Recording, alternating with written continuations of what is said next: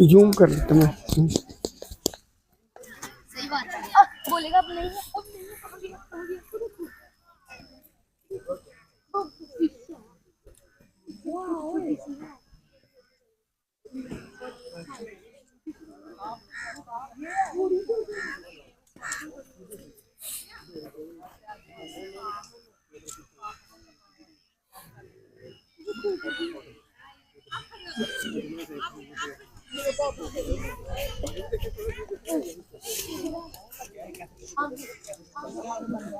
आपका Navbharat news channel में बहुत बहुत स्वागत है। जिस तरह से घराना वेटलैंड जो है इसमें काफ़ी डेवलपमेंट हुई है, किस तरह की डेवलपमेंट हुई हमारे दर्शकों को बताइए।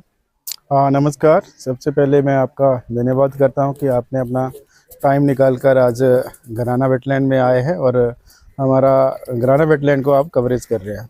तो घराना वेटलैंड जैसे कि आप जानते हैं ये एक कंजर्वेशन रिजर्व है under wild life protection act, जिसमें विभाग ने यहाँ पे 408 कनाल एरिया को फेंस किया है। चेन लिंक फेंसिंग हुई है, ये पिछले 2 साल पहले हुई थी और पिछले 2 सालों में इसमें यहाँ पे काफ़ी ज़्यादा काम हुए हैं, डेवलपमेंटल वर्क्स हुए हैं।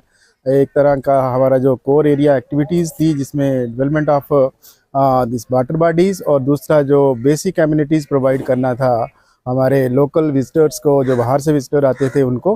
तो जैसे कि वाटर बॉडी की अगर हम बात करें, ये पहले छोटी सी डिच थी और इंचली जस्ट 10 कनाल और 30 कनाल तक सीमित थी। पिछले 2-3 सालों से विभाग के प्रयोग से, विभाग की इंटरवेंशन से इस एरिया को आज की डेट में हमने 110 कनाल जो एरिया वाटर बॉडी का आप देख सकते हैं, जहाँ पे हमारे माइग्रेटरी बर्ड्स जो है दुनिया भर के देशों से आते हैं और जहाँ पे विंटर्स को स्पेंड करते हैं। साथ ही साथ मेरे सामने आप देख रहे हैं यहाँ पे टेंसाइल शेड्स लगे हैं, सीटिंग बेंचेस लगे हैं, इंफॉर्मेटिव बोर्ड्स लगे हैं बर्ड्स के रिलेटेड।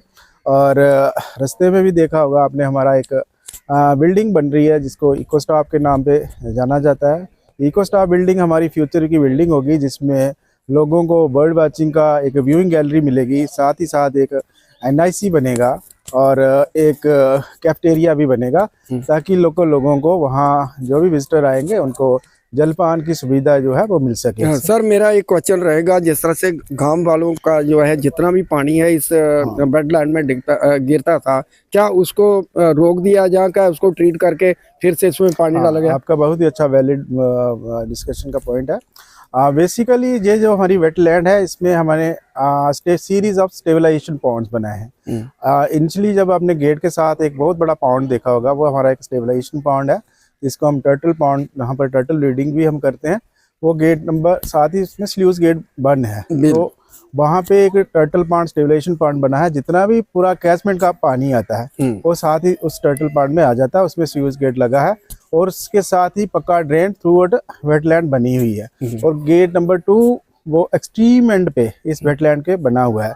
उसके साथ साथ हमारे ब्लोइंग पॉन्ड आप मेरे जस्ट फ्रंट साइड पे देखोगे वहाँ भी बने हुए हैं, मेरे दाहिने साइड देखोगे वहाँ भी बने हुए हैं, ताकि लोगों का जो हाउस होल्ड वेस्टेज है, जहाँ पेस्टिसाइड का ट्रीटेड वाटर है, that should not be directly pour into the water body. ये विभाग का जो मेन इंटरवेंशन है हमारी फॉर मैनेजमेंट ऑफ वेटलैंड, ये सबसे बड़ा एक पहला एक पहलू होता है जिसमें वेटलैंड को मैनेज करने के लिए जो बाहर का जो पानी है उसकी एंट्री को रिस्ट्रिक्ट किया जाता है। सर एक बहुत ही महत्वपूर्ण सवाल है कि ये जो पक्षी आते हैं साइबेरियन इलाके से आते हैं और दूसरा रशिया से आते हैं, दूसरे अलग अलग जगहों से आते हैं, इनका सीजन कब से कब तक रहता है? हाँ, इस बेसिकली इनका सीजन जो साइबेरियन से जो हमारी मेन स्पीशीज है जहाँ की, उसको हम कहते हैं वार हेडेड गीज। ये साइबेरिया से आती है, सेंट्रल एशिया से, रशिया से। उसके साथ पिनटेल है और नॉर्दर्न शॉबलर्स हैं, ये भी यूरोप के कुछ इलाकों से आती हैं।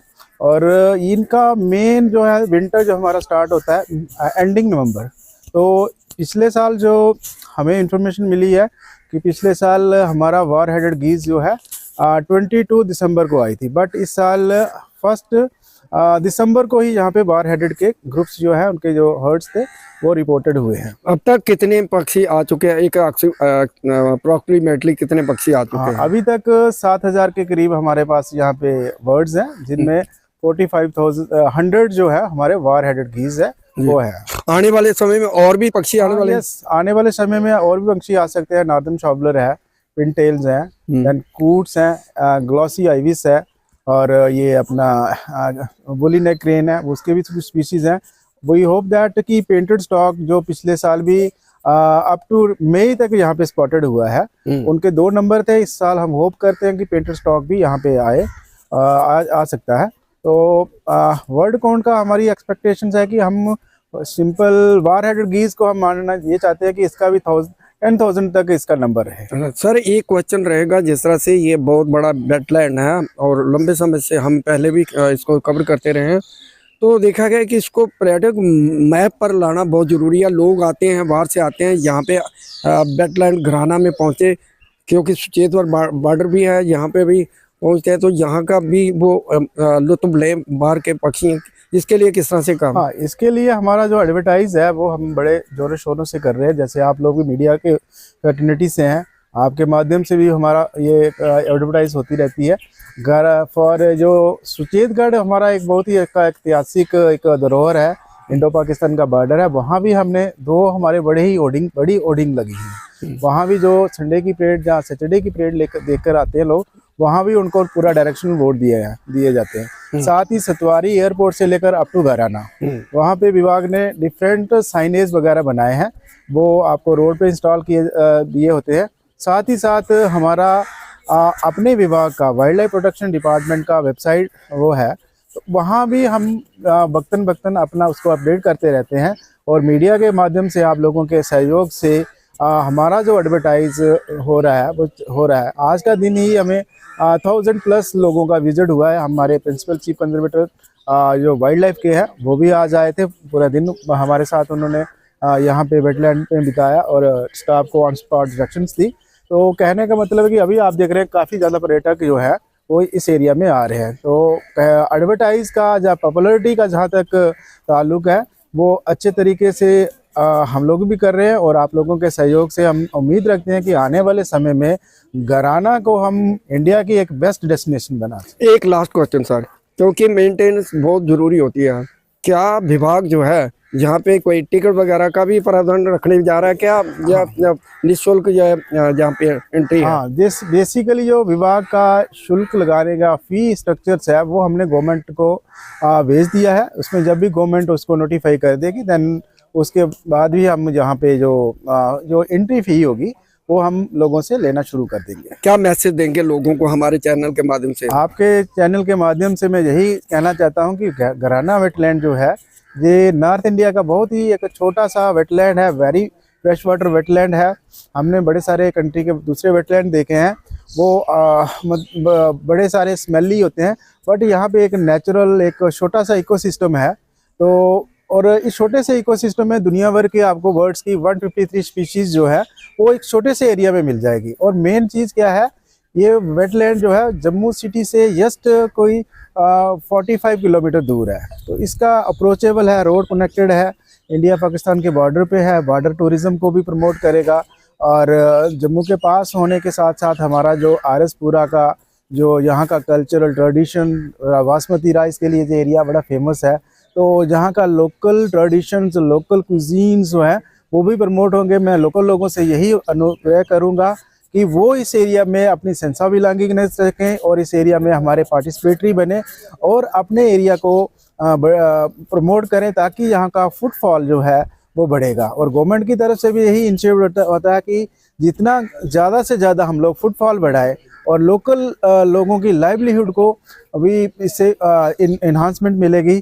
तो मेरा यही मैसेज रहेगा सब लोगों को, एक तो आप अपने इस वेटलैंड को बचाइए। वेटलैंड जो है ये लंग्स किडनीज का काम करते हैं हमारे इकोसिस्टम का, और जिससे हमारा बायोडाइवर्सिटी वो भी इम्प्रूव होगी और हमारा पर्यटन का जो देख रहे हैं आप लोग अट्रैक्शन बनेगा। और इसी के साथ मैं आप लोगों का जो कीमती टाइम मुझे आपने दिया, थैंक यू सर, धन्यवाद। बात करता हूँ। शुक्रिया सर।